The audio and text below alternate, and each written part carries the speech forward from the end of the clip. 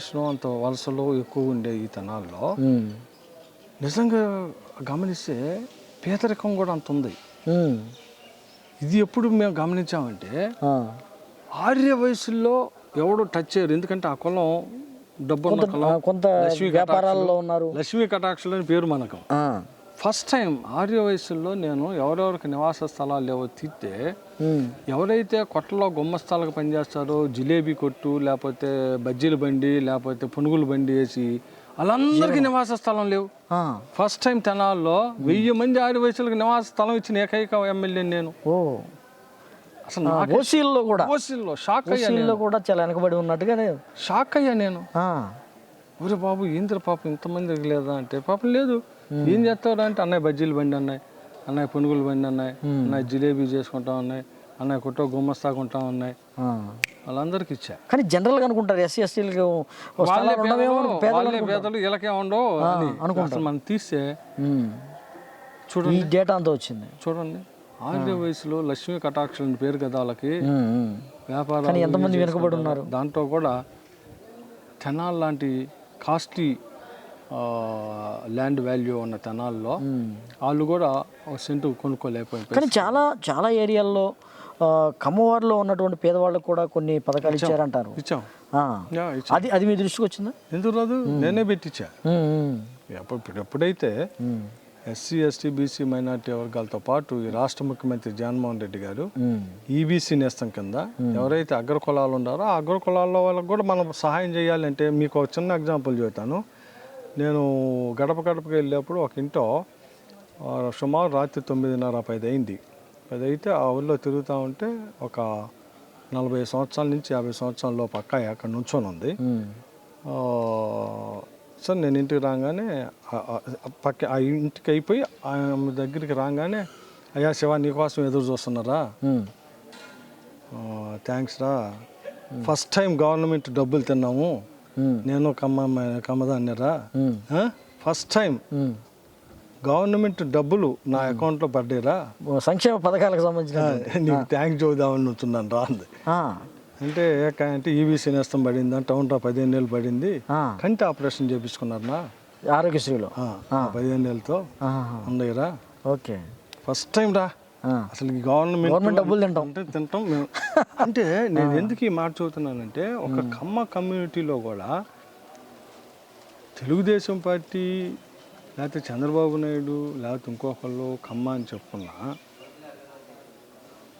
కమ్మ కమ్యూనిటీలో కూడా first time ఈ రాష్ట్ర ముఖ్యమంత్రి జగన్మోహన్ రెడ్డి గారు వచ్చినాక కమ్మ కులంలో ఉన్న పేదవాడు కూడా కనీసం 15,000 నుంచి 30,000 రూపాయలు ఈబీసీ అకౌంట్ ద్వారా డబ్బులు పడ్డాయి అన్న సాటిస్ఫాక్షన్ ఆ కులంలో ఉన్న పేదవాడికి కూడా కలిగిందయ్యా. ఇది నిజమయ్యా, నేను ఆ సామాజిక వర్గానికి చెందిన ఎమ్మెల్యేగా ఇది నా స్వనుభవం.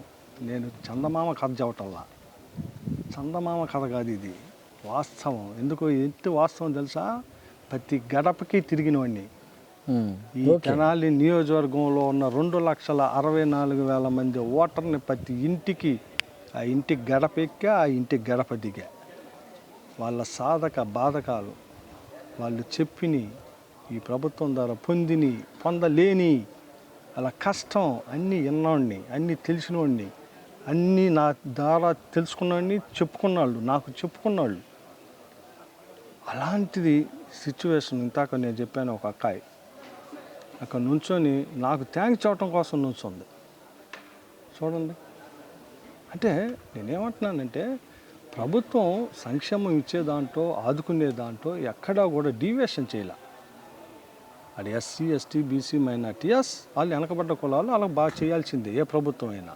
అట్ ది సేమ్ టైం అగ్ర కులాల్లో ఉన్న పేదవాడికి కూడా ప్రభుత్వం ద్వారా ఏదో ఒకటి ఇవ్వాలి అని చెప్పి ఈబీసీ నేస్తం కింద 10 సంవత్సరం 15 ఏళ్ళు ఇవ్వటం వల్ల వాళ్ళకి దానికి ఉపయోగపడ్డది. ఇది వాస్తవం కదా, అర్హత ఉంటే చాలు, అర్హత ఉంటే చాలు, కులం కాదు, మతం కాదు, ప్రాంతం కాదు, ఉపయోగపడింది. ఓకే, ఇప్పుడు ప్రస్తుతం మరి ఎన్నికలకి వెళ్తున్న తరుణం ఉంది, ఎన్నికలకి సిద్ధమవుతున్న తరుణంలో తెనాలి నుంచి ఏ విధంగా మీరు సిద్ధమవుతున్నారు? తెనాలికి సంబంధించినటువంటి ఎటువంటి సంసిద్ధత ఇక్కడ ఉంది? అంటే నేను శాసనసభ్యుడిగా నేను రెడీ, వైఎస్ఆర్ పార్టీ నుంచి నేను, అటు నుంచి ఎవరో ఇప్పటి వరకు క్లారిటీ లేదు. ఒక 2 పేర్లు అయితే వినిపిస్తున్నాయి, జనసేన అని, తెలుగుదేశం అని. కానీ వాళ్ళిద్దరు కానీ ఎవరు పోటీ అనుకుంటున్నారు మీకు? మీరు ఎవరైతే ఇద్దరు కాదు, ఇద్దరు పోటీ కదా? ఇద్దరు కాదండి. శివకుమారే పోటీయా? అలా ఏం లేదు. అంటే రాజకీయాల్లో ఎప్పుడు కూడా ఓవర్ కాన్ఫిడెన్స్ ఉండకూడదు, అహంభావం ఉండకూడదు. Okay okay. నేను వాస్తవాన్ని దగ్గరగా ఉండేవాడిని, వాస్తవాన్ని నమ్మేవాడిని, వాస్తవికతకి దగ్గరగా ఉండటానికి ఇష్టపడతా. ఓకే. కళలో, కల్పనలో, ఇంకోటి వాటి మీద నేను ఎక్కువ బేస్ చేసుకోను. ఓకే. సో ఏదైనా కానీ వాస్తవాన్ని నమ్ముతారు. వాస్తవాన్ని నమ్ముతారు. ఓకే. ఒక రాష్ట్రంలో ఒక నినాదం అయితే వినిపిస్తుంది, జగన్ పదే చెప్తూ ఉన్న పరిస్థితి, వై నాట్ 175? ఈ వై నాట్ 175 అనేది ఒక నినాదం అనేది, ఈ నినాదంలో తెనాలి కూడా భాగం అవుతుందా? పరిస్థితి ఏంటి? 100%. అసలు తెనాలి భాగం అవటం కాదు, ఉంది, లోపల ఉందంటారా? అసలు ఆల్రెడీ తెనాలి దాంట్లో ఉంది. ఇప్పుడు ఇక్కడ ఒక సెంటిమెంట్ ఉంది, తెనాలిలో గెలిచిన ఎమ్మెల్యేనే రాష్ట్రంలో ఆ పార్టీయే, ఇక్కడ ఏ పార్టీ అది గెలుస్తుందో ఆ పార్టీ స్థాపిస్తుంది, అధికారంలోకి వస్తుంది. దీనికి ఇంకొంచెం ముందు చెబుతా, సినిమా ఫీల్డ్ ఏ సినిమా అయినా రిలీజ్ అయితే ఫస్ట్ తెనాలి థియేటర్ల యజమానిని, తెనాలి ప్రేక్షకుల్ని అడుగుతారు ఎలా ఉందని. ఇది మద్రాసులో సినిమాలు తీసే రోజు దగ్గర నుంచి ఎస్వి రంగారావులు, లేకపోతే అంతకుముందు నాగిరెడ్డి, చక్రపాణి వాళ్ళ దగ్గర నుంచి ఫస్ట్ టాక్ తెనాలు కనుక్కునేవాళ్ళు. అబ్బాయి తెనాలు ఫోన్ చేసి ఎట్టుందని అడుగుతున్నారు అని.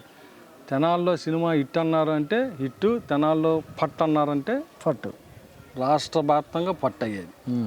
అంటే అందుకే తెనాలి ప్రజల యొక్క నిర్ణయం అనేక అంశాల మీద పడి ఉంటాయి. అంటే రాష్ట్ర వ్యాప్తంగా ప్రభావం చూపిస్తుందా? చైతన్యానికి రాబోయేది ముందే పసిగట్టగల చైతన్యం ఈ ప్రాంతంలో ఉంది. ఓకే. అంత విఘ్నులు కాబట్టి లేకపోతే ఆంధ్రప్రదేశ్ సోరకని అవుతామేంది? ఆంధ్రప్రదేశ్ అని పేరు పూర్తిగా రాదంట. ఎట్టొచ్చింది పేరు? సోరకని వస్తుందా? ఓకే. ఇంకో ఊరికి రాలేదే, ఎందుకు వచ్చింది మా తెనాలకి? డెఫినెట్గా మేము విఘ్నులే. ఇప్పుడు మీరు ఎన్నికల సిద్ధంగా ఉన్నారు, ప్రజల నుంచి స్పందన మీకు ఎలా ఉంది?